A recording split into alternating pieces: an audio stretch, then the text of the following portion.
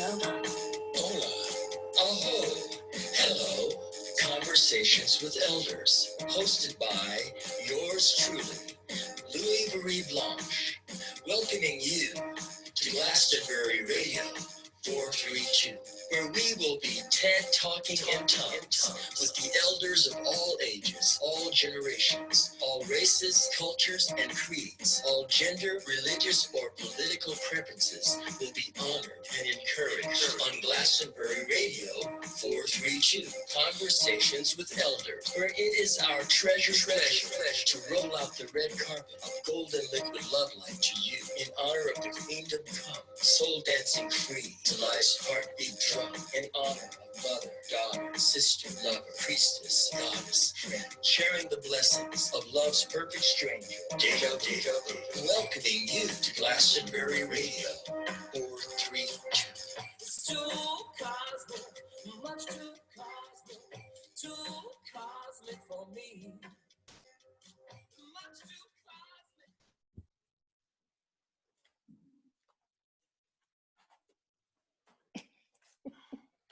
I'm getting on my black pony. I noticed. Aloha, hola, aho, hello.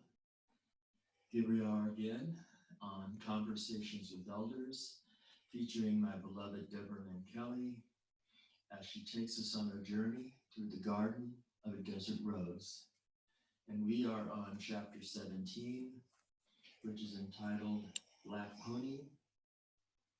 And I will now read the quotation that leads us into that chapter. There are times when fear is good. It must keep its watchful place at the heart's controls. There is advantage in the wisdom won from pain. Achilles, 525 to 456 BC. As if on command, Lenny's heavy earthly body felt amazingly light as she rose off the couch and out of the house. Her living room vanished before she could even open her eyes. Her new world was void of color and form. This made her feel slightly tense and disoriented. She couldn't tell what was up or down. It almost appeared as if she'd been swallowed by a brown paper bag. Feeling heavy once again, Lenny felt her eyeballs fluttering rapidly behind her closed eyes as she continued to concentrate on this bodily sensation. A black image appeared. Startled, she almost turned and ran. But as the image came into focus, Lenny realized the form standing before her was a black pony. He was a raven beauty, but he was prancing about as erratically as her eyeballs had been fluttering only moments ago. Please stop, she begged. Whatever you're doing, you are making me feel sick at my stomach. I'm simply exaggerating your feelings, he snorted. You're constantly exaggerating meaningless moments and taking things personal. It would be best to remain silent and think before taking something to heart.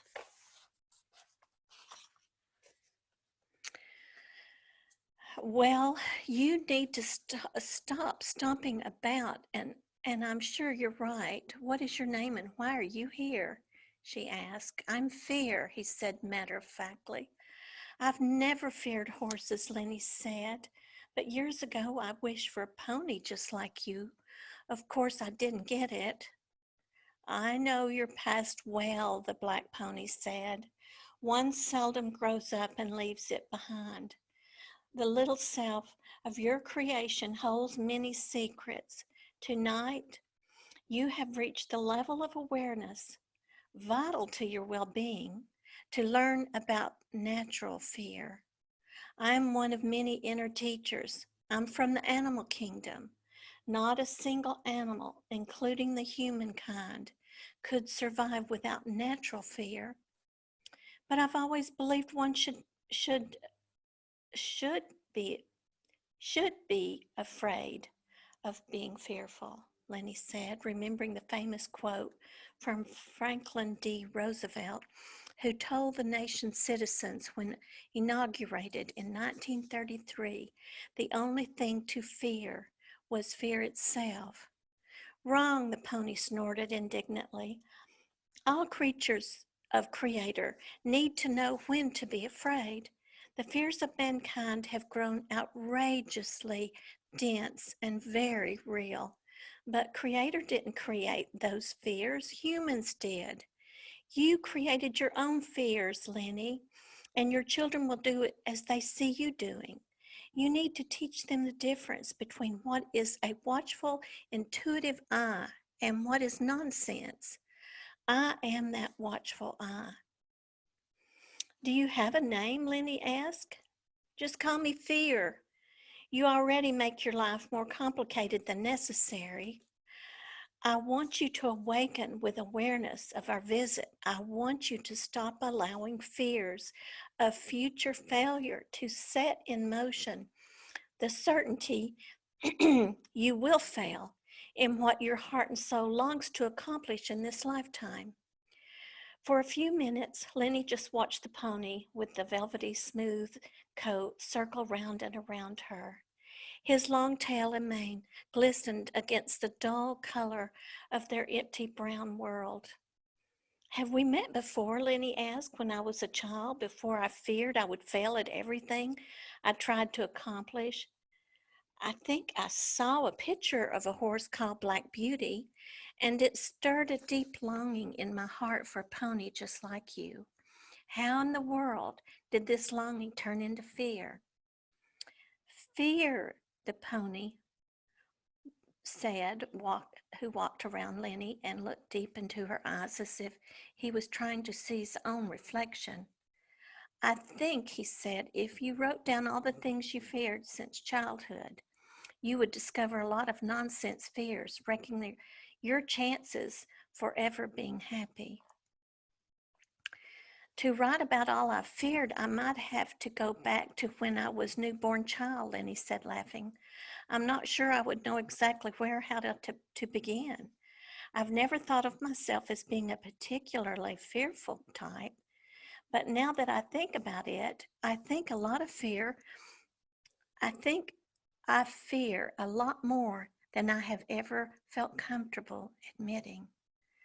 A dreamy artist like you shouldn't lack the inspiration to get started, the pony responded. Just draw what comes and let it tell you your story. Then decide if you believe it or not. That way, you will make room for Creator's watchful eye. And you are that eye, Lenny said, smiling and beginning to understand. Indeed, my eyes are without judgment, Fear said, nodding in agreement. It's really quite simple and uncomplicated. If you live in the moment, you need only feel fear when I am present. I am not a way of life. I shall always come when I'm needed.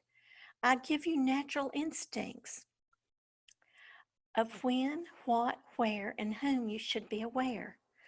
I was created for this purpose. A seed of fear is planted in everyone and in everything and every animal. Water me with loving acceptance, and I will not grow into a problem. The higher the vibration of love, the freer you are from the wrong kind of fears. It is that simple. Nothing in my life is simple or uncomplicated, Lenny said with a heavy sigh. Absolutely nothing. If you say so, you'll create it. No doubt about that. But fear, I don't want to create a life full of devouring fears. I hate even admitting I'm constantly afraid of being judged for all of my past failures, two of which ended in divorce. And I'm miserable about not being able to even date, fearing I will make the same mistakes over and over again. I can help you, Lenny, Fear responded. What you give your power over to becomes what you create. You are the creator of your life. I am not. I'm natural fear. I was created to help your species survive, nothing more, nothing less. When you let things come and go without attaching a story to them, you will find your center. It is a worthy quest for the spiritual warrior. And let me assure you, it will feel wonderful once you arrive. At the root of your worst fear is deep loneliness. You feel different, separate from others. You long for companionship with a like-minded other, but your fear of being hurt by love is growing thicker by the day. Seek ye first your center. Then you will become like a strong magnet, attracting all the good things your hearts desire. I don't like to think I fear falling in love or the judgment of others, but I do, Lenny admitted. You're right, fear. Excuse me. And this and this feels very wrong to me. Jesus said one should never judge, but I think I'm much harder on myself than I am on any other. And so are most. When it comes down to it, when you speak falsehood, believing you are your past, losing touch with your true self with a capital S, and believe it, your God self, a mini creator, brings it to pass. For as the great Greek philosopher how do we say that, Louis? Achilles once said, God's mouth knows not how to speak falsehood, but he brings to pass every word. So you're telling me my higher self will let the false thoughts I think and talk about come to life? Lenny asked. I cannot help but be reminded of books that have come to me saying this very same thing.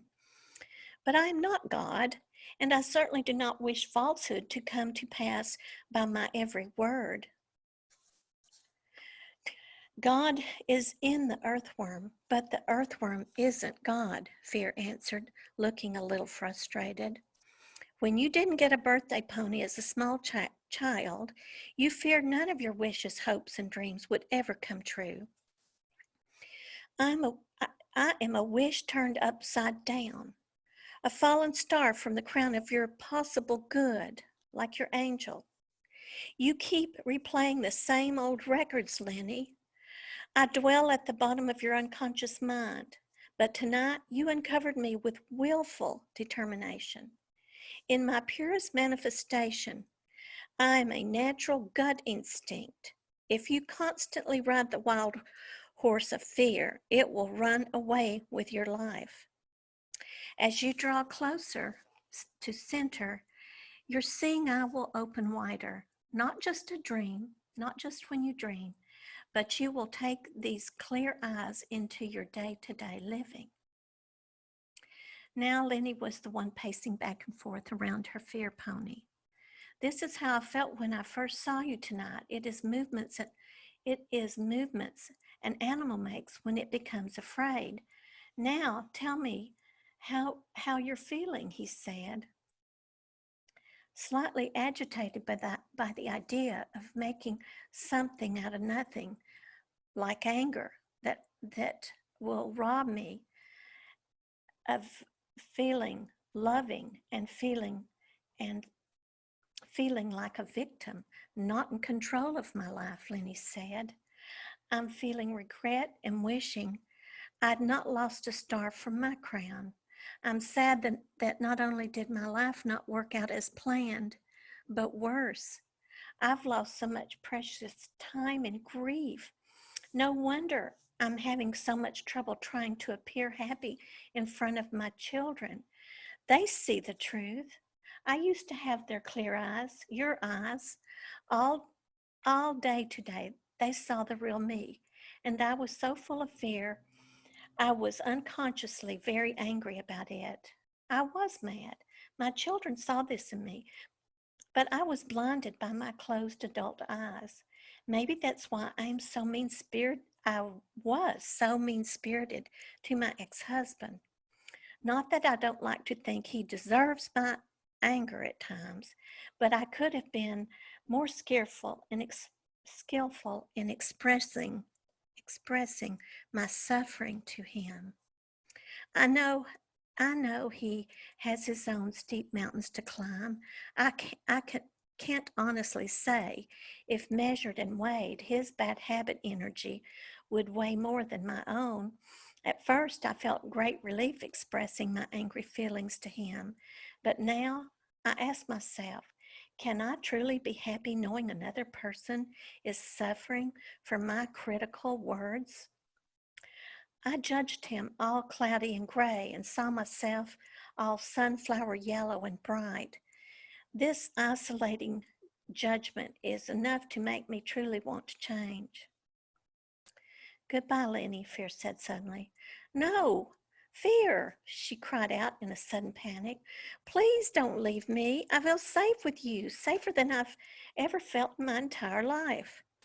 I can never leave you, Lenny. I'm part of your essence. Remember, the the re the re the reward of suffering is experience.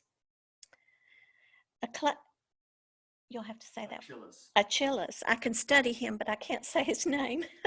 Achilles said that. Lenny responded. You quoted him often tonight, but I never really understood the true meaning of those words before now.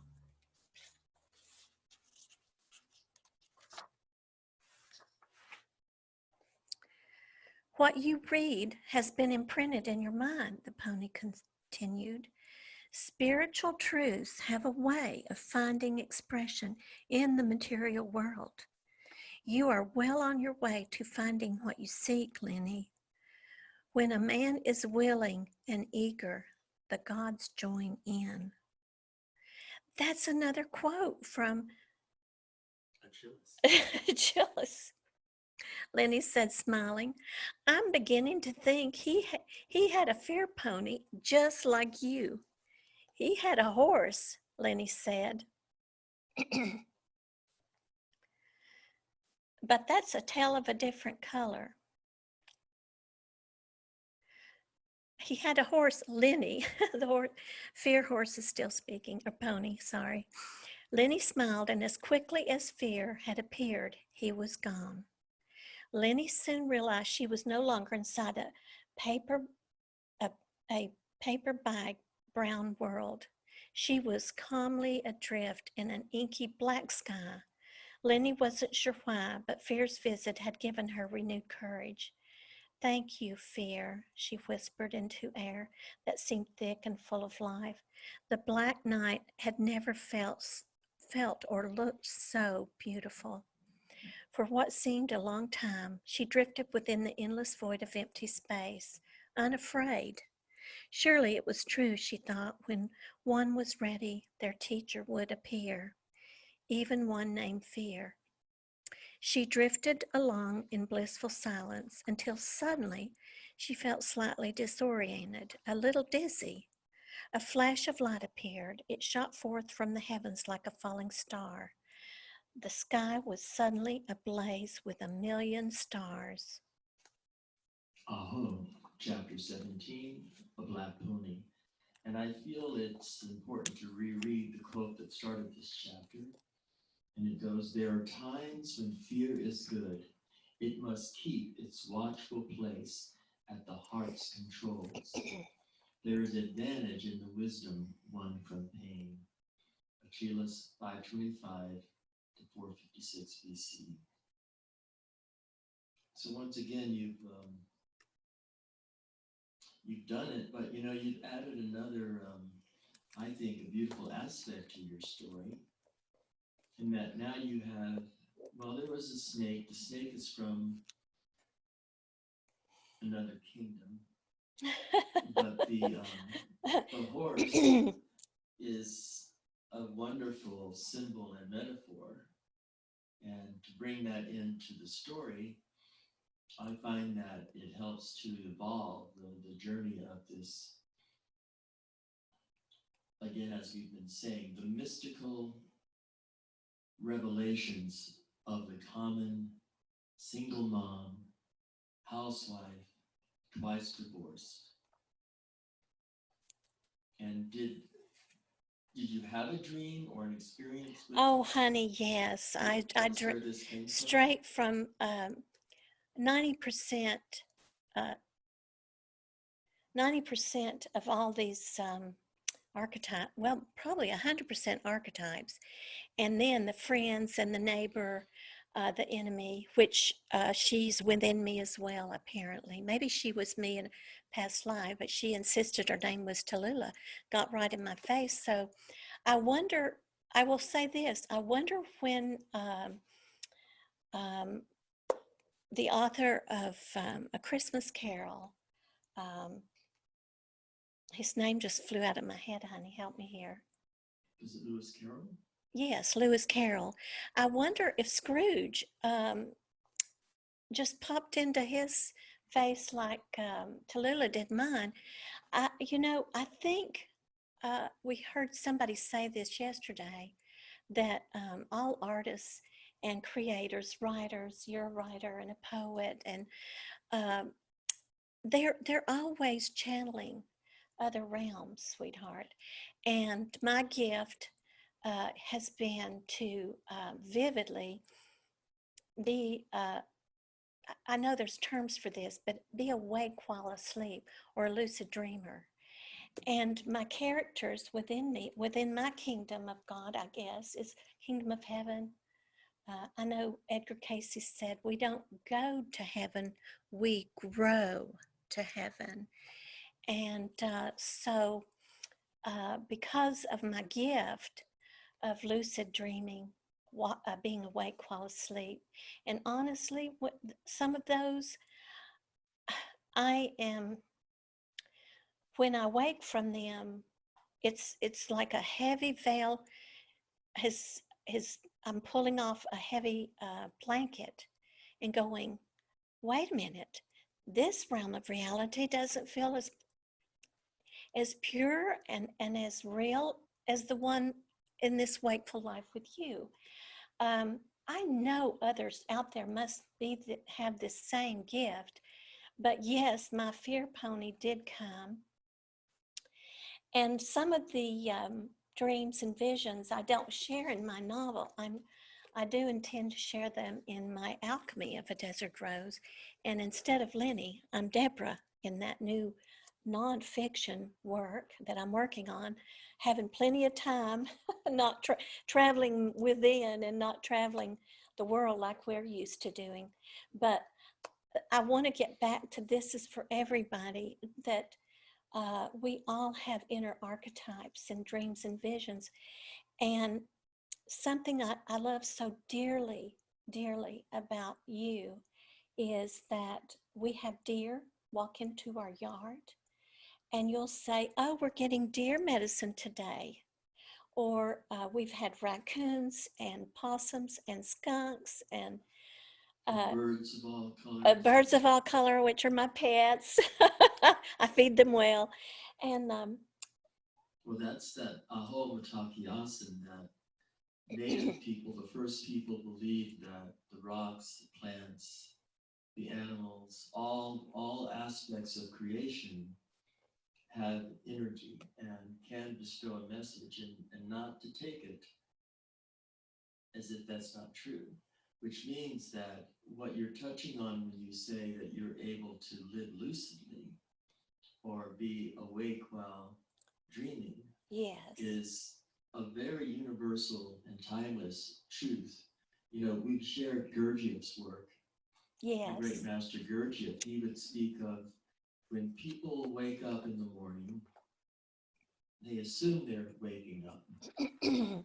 But chances are they go about their day and their lives actually fast asleep. Now they're walking and talking and doing things in their daytime activities, but our beloved Ted Nottingham, who is very much into sharing the wisdom of Gurdjieff and many of the ancient mothers and fathers of the true Christian doctrine, he speaks of the observer. The observers, what I'm getting is that the observer, the inner eyewitness, as I like to call it, is in play when we are awake in our daytime activities, but keeping a watchful eye on our choices, on our behaviors, and noticing the experiences and the emotions we're having. Mm-hmm. That to me is what truly being awake is. And in this time of it's 2020, and we are about to step into the month of September, and there's a lot of people on the planet claiming that they have activated states of ascended consciousness within them. And the word is that everyone is woke. You know, are you really woke? What people are meaning to say when they say the word woke is that have you found the ability to have an inner eyewitness, always observing yourself, no matter what you're doing and where you are, who you're with? You know, everything being divine means that if we pay attention to the beautiful divinity in life, everything has something to say to us because we're not anywhere by accident. Chance is not necessarily as valid as people like to give it credit for being. Mm-hmm. You know, if nothing happens by chance and you understand that spirit is delivering you a gift of a person, place, or thing, not just randomly, but with a higher sense of purpose, if you can sense that higher sense of purpose. And the beauty of your, again, I'll repeat it, you're being a single mother, twice divorced, with two children, and noticing how you feel, and not just noticing, but paying attention to the dreams that come to you. You know, you honored the visitation from your grandmother. You've honored the friendship that you have in the friends in your life. And you're listening, your heart is listening, which I think is beautiful, that your heart's listening, your inner eyewitness is watching. And overall, what you're doing is testifying to the divinity of your birthright Right. by seeing that you have a higher purpose. And even though maybe it felt like you would never achieve anything and that you were Mm-hmm. a failure, you're coming through this dark night of the soul into a wonderful eternal state of enlightenment. Well, I have to share with you something. When the pandemic started, uh, I was asked a question. Aren't you afraid? You know, you're in that age where you'll drop dead if you get it. And I said, well, I would be, but I don't believe in death. And um, I don't, but I do believe in loss of life and losing wonderful, beautiful opportunities to see my grandchildren grow up. And so um, it's a big, I don't know why it's such a big problem for others to care about those who, yes, you may just get a little bit sick, but some could die. And I don't want anybody to fear anything. This is, you know, this came to me, as my mother said, you fell off concrete steps at 2, and she thinks that's why I lived in 2 worlds. And so, but not to tell anybody because, It knocks some sense into you. but I think my angels shoved me off that porch because they knew that living in this world and another plane of consciousness, it's all consciousness. Everything is consciousness. I know that's a concept. I'm hoping I'm painting it with my own inner archetypes and letting them dance. My goodness, many of them are jealous that I didn't put them in this book. But when I had it edited, it was just too much. That's how rich my life is with inner archetypes. But yes, I'm happy. I'm happy. People think I'm crazy. I'm not in a mental prison. What I think of myself is very important and vital to self-love. Know thyself.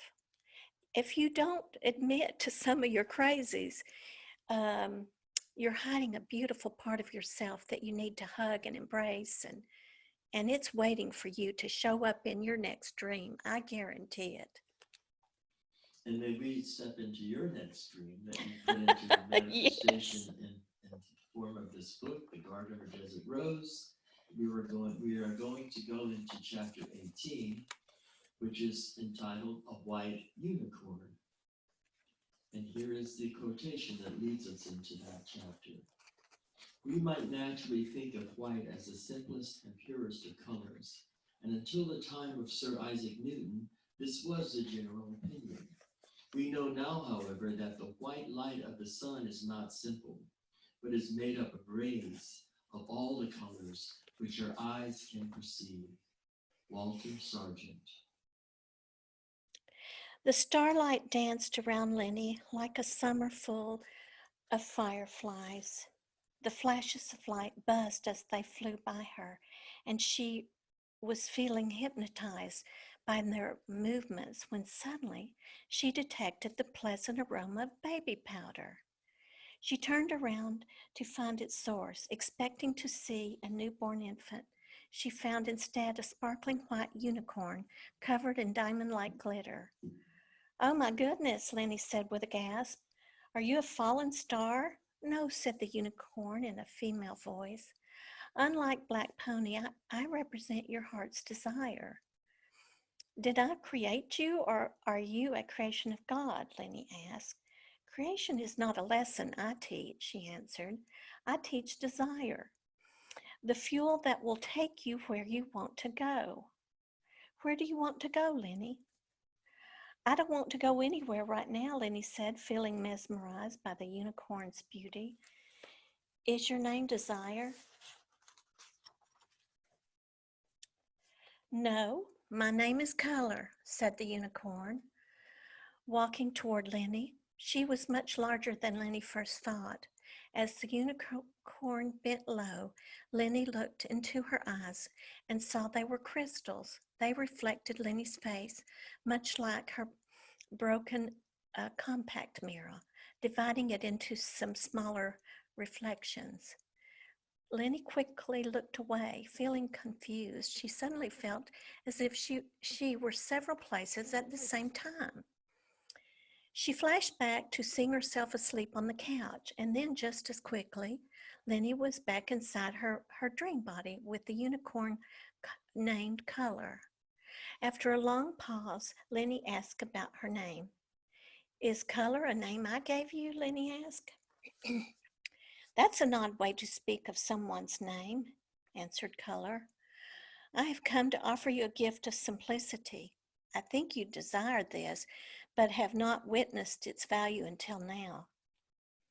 "Then you have come to teach me simple desires?"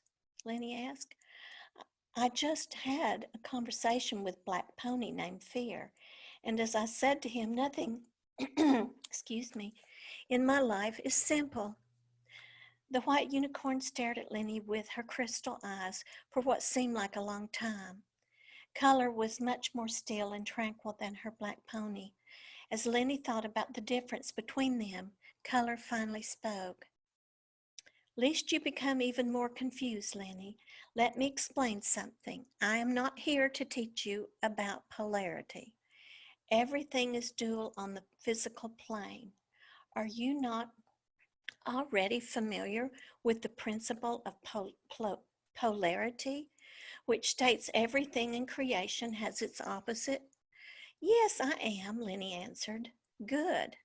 I am not the opposite of your black fear pony. I am here to bring you into an awareness how the center which you seek is much like the color white. Your heart's greatest longing is to return to the center. It cannot be easily found, for it is not what it seems to be in your logical way of thinking. Center is not a place, it is beyond thought. But when you find it, you will wonder why it took you so long to realize it is not something you can find." "Then are you saying I should not seek center?" Lenny asked. "I'm feeling even more confused, and this lesson doesn't seem very simple." Your ego is always identifying with form, endlessly seeking and losing itself in form and things. be they thoughts or emotional attachments. Desiring to satisfy the soul with such unsatisfying forms of energy makes you feel lost and afraid. But when you live life from center, these types of empty desires vanish, like the color white. The concept of center only appears to be simple. White is not blankness or the absence of color, but actually holds many colors, all of them, in fact. And when you go to your center, you integrate all the parts of yourself and bring them together. Do you understand? I think I do, Lenny said, feeling the wisdom of what color had just said settling into her being. In the last 2 days, I've heard and read much about finding center, but it still seems elusive and difficult to incorporate in my day to day living. Granny said center always stays where it is, so how did I lose mine? Only the child you once were can help you see how center was lost to your thinking, Color replied. In reality, it has gone nowhere because center indeed stays where it is, as your granny said. But that is not for me to teach you. This is your inner child's gift to you. If you are sincere and open to going ever deeper and deeper within yourself, she will go with you. Then please tell me, how do I find this child I once was, my inner child? Lenny asked. You can't find her, Color answered, but when she no longer feels afraid, she will find you. And then you will find what you are seeking. Lenny wondered how her inner child, even if she did eventually manage to feel safe, would ever find her, especially since Lenny felt unfocused, too scattered, like the reflection of her face in Color's crystal eyes. A, a couplet written by William Blake, one of Lenny's favorite poets, suddenly popped into her head. The wild deer, wandering here and there, keeps the human soul from care. Does my soul, myself, my sinner, watch me wildly wandering here and there? She asked Color. Yes, Color said, nodding. And to witness this and to see it clearly will be enough to keep you at center in the midst of many of life's storms. I cannot say this is easy, but I can say it is a simple concept when you learn to apply it before you react to whatever comes your way, or more accurately, before you react to whatever you attract to yourself. I shall leave you now, Lenny, but know you are on the path toward all you seek. Color vanished, and once again, Lenny felt so disoriented she could not tell up from down for a long time. She felt as if she were wrapped in a protective warm blanket void of color and form. Suddenly, she heard her grandfather clock chime 5 times. She awoke, slightly startled to find she had slept most of the night on her living room couch. Oh. So from the previous chapter, the black pony, we go to the white unicorn Name color. named Color, the black pony named Fear, and the white unicorn named Color. And again, this was an inspiration in a dream state or an actual Oh, honey, dream yes, a visitation real dream. that brought you inspiration. Yes, and in 2016, the unicorn came back to me. You were still having a session. We were in a King Solomon mystery school class. And that's one of the drawings that will be in my new work, The Alchemy of a Desert Rose. And so I drew her while you were in there. And why these picture postcards from heaven come to my mind very clearly, as if I'm seeing them, I cannot tell you. I cannot explain. I can't explain other than I fell on my head at 2. That's as good enough. That my mother's explanation is good enough for me.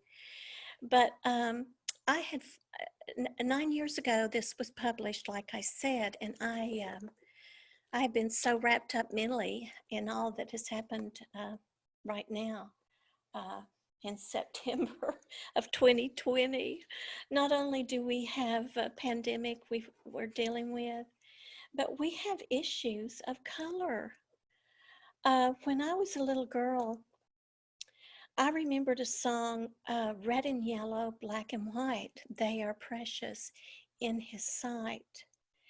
And maybe because I heard that as a little girl, that's why my watcher named my white unicorn color.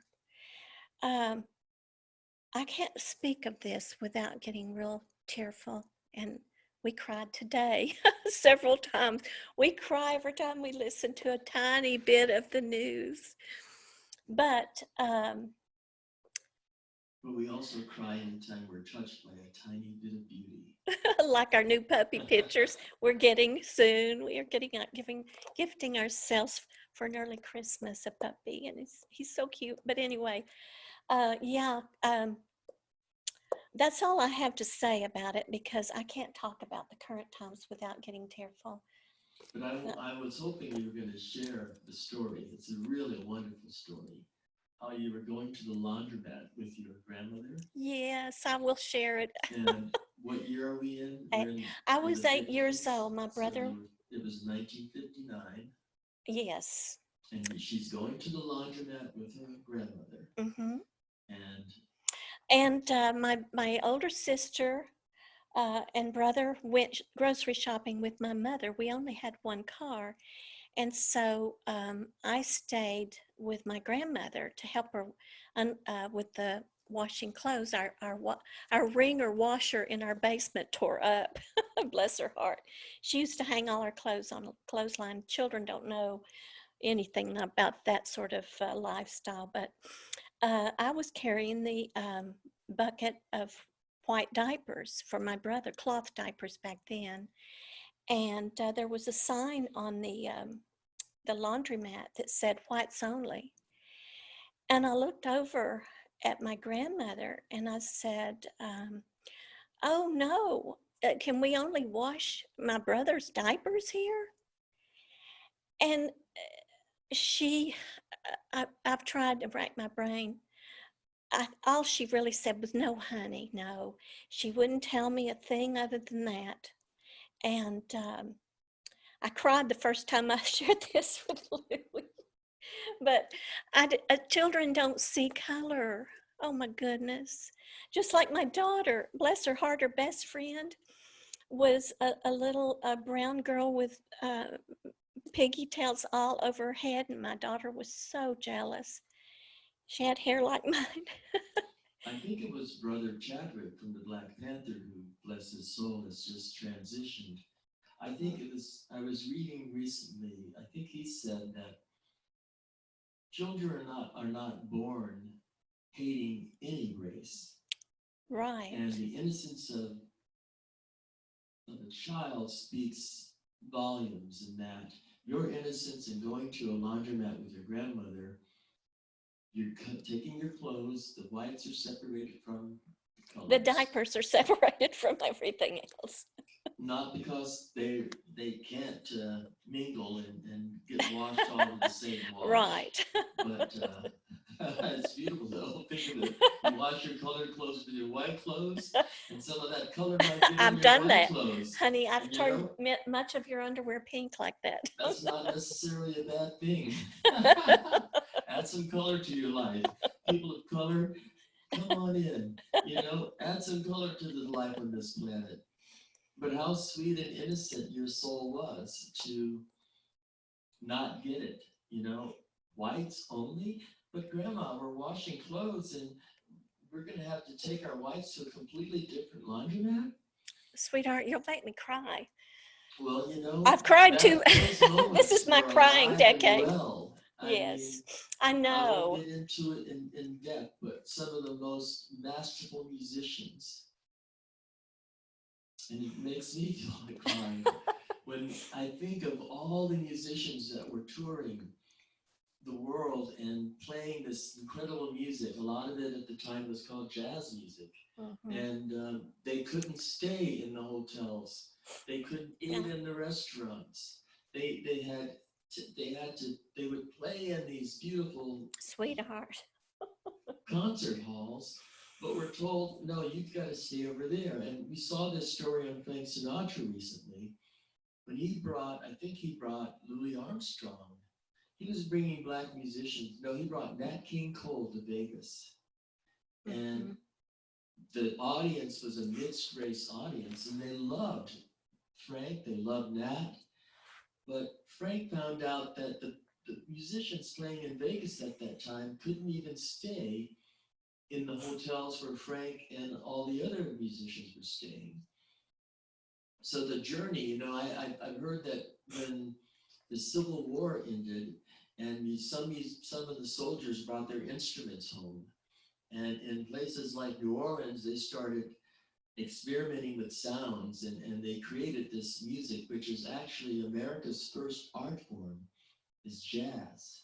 And jazz was born from the diverse combination of European melody combined with African rhythm.